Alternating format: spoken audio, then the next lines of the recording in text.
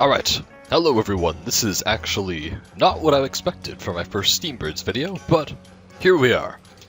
The reason is I got the M2 spec for those who know what that is, and for those who don't know what that is, the game has like this optional super boss called Meowza 2.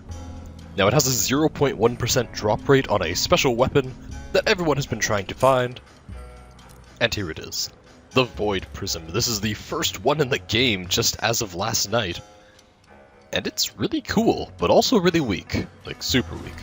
The gun shoots 45 elemental pellets every second, and each of them does a very small amount of damage. Now, it's fun to use because you just get a crap ton of damage numbers, but the downside is that it doesn't actually do much damage at all, and there's no real situation where it's better than the alternatives. The firing pattern is really neat. The weapon looks beautiful. It shoots out this vortex of elemental bullets. They all converge in the middle, a set distance from your ship, no matter where your cursor's aimed. And anything in the very middle will be hit by all 45 shots. Now, the elements also rotate at different speeds, as you can see, so not sure when that would be particularly necessary, but that's how it works. The shots are also piercing. They will go through multiple enemies, they'll hit, if there's a bunch of things converged in the middle, it'll hit all of them. Still not better than just using a sniper, but it's an option. Yeah, against smaller enemies it really struggles, because they're so small that it's tough to line up the center of the circle with them, especially since it's a fixed distance. The other big problem, aside from just DPS problems, is how range affects it.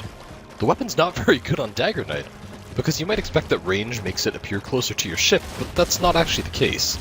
Instead, the bullets spawn and then they fizzle out really quickly, like here's without the range debuff, and here's with it. They all just appear on the side of the circle for a brief instant, and then they're gone. It's very sad. So yeah, it's one of those super fun to use, but also super impractical, because I mean, I'm struggling to kill low-level enemies. Look at this. If I just swapped to a tier 10 sniper or the wasp sniper or something, they'd be dead instantly. Here's what it does, right? Its damage is not high. Not at all. This is like the optimal boss to be testing stuff on, at least, but it's not very good. At least it's fun. Especially when you get the damage buff and you do pop a DK buff against a large enough enemy, you get like 190 damage ticks a second, and it's pretty fun. That's the Void Prism. Anyways, I do think the concept is really cool. It just needs way more damage. Like, not even double damage would make this good. It'd still be lower DPS than Watson's Fury, and it's so constrained by its firing pattern. It needs something like triple or even quadruple damage to be a strong weapon. And I think it should be a strong weapon. It's a drop from the final boss in the game, and a really rare one at that.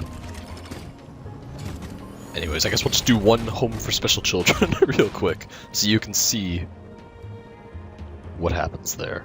Now, people were theorizing that the elements, it would just, okay, maybe it always uses the element that's super effective against the enemy, but no, that's not the case.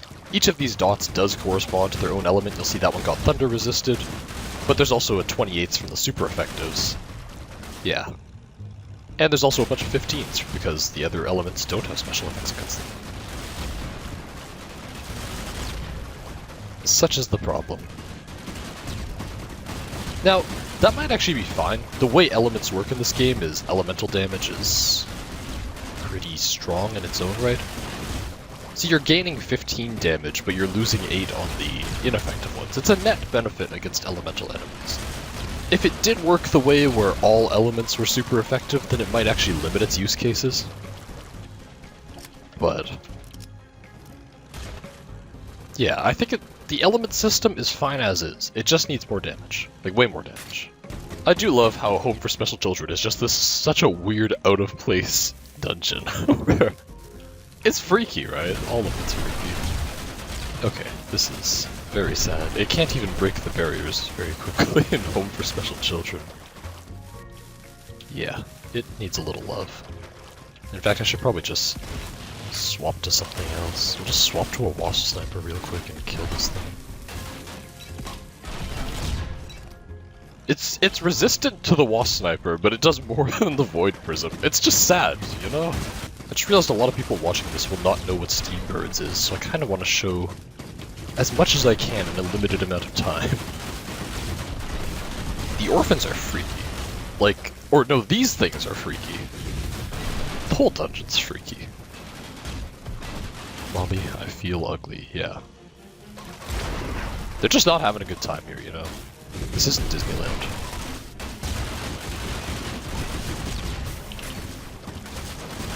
Now, yeah, when I pop the DK buff, the shots don't actually hit this thing. It's a really large enemy, but it's still not large enough for the shots to hit even. Like, yeah. So, my two buff suggestions. Again, damage. Other one is that they actually do change how the range works, because the range is... I don't know, it would be neat to have range downs make it so that the gun just comes closer to you. It might actually be a benefit in some situations, you can play around with it. But instead it's just kind of, if the enemy happens to be big enough, you'll do something. Anyways, that's the quick Void Prism demonstration. Thank you all for watching, hope you enjoy, hope you get 5 of them on your next M2 run.